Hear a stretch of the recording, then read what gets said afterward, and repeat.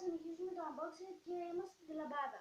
Έκανα το βίντεο αλλά δεν ανέβηκε αυτό εδώ. Και πρέπει ξανά να το ξανανοίξω.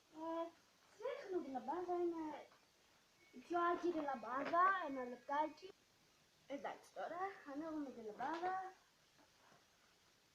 Και συγγνώμη για το προηγούμενο βίντεο γιατί είδα κάτι και τρόμαξα. Ναι, εγώ τα fuck. Και φώναξα και μαμά, το πάλι. Η πιο άκυρη, βλαμμένη λαμπάδα που έχω δει ποτέ. Θα την προτιμούσα σκέτη παρά με αυτό εδώ το άκυρο. Ναι.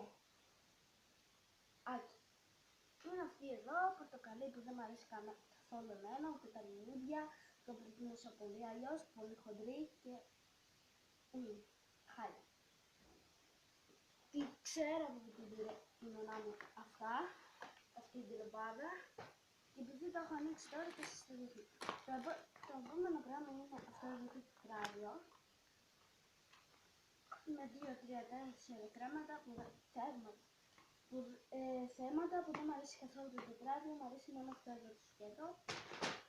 Και μετά έχουμε κάτι στυλούς που είναι αυτό στυλί, έχει 2 ροζ, απαλό, 2 λαχανί, 2 γαλάζια και 2 μόβ.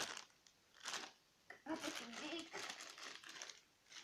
από το Superman.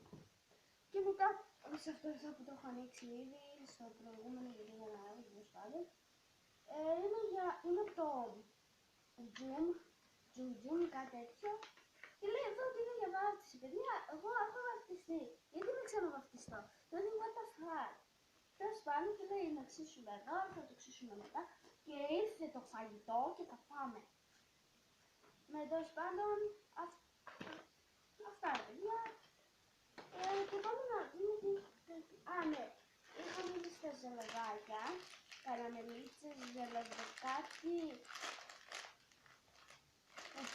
crazy bee, τρελή μέλισσα, που πρώτη φορά τα βλέπω, πρέπει να είναι χάλια, γιατί ό,τι διαλέγει η μαμά μου είναι χάλια.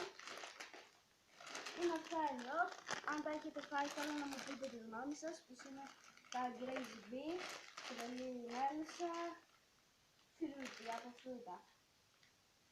Λέει εδώ πέρα σχετικά πολύ ζάχαρη ωραία. Είναι αυτά εδώ και μετά έχει και άλλη μια κοτρετούλα και κάτι πασχαλινά αυγά. Και μια καραμελίτσα και άλλη καραμελίτσα και άλλη καραμελίτσα και άλλη καραμελίτσα. Αυτά λοιπόν και εδώ κάπου θα τελειώσουμε το βιντεάκι, ναι. Θα συνεχίσουμε μετά. Γεια!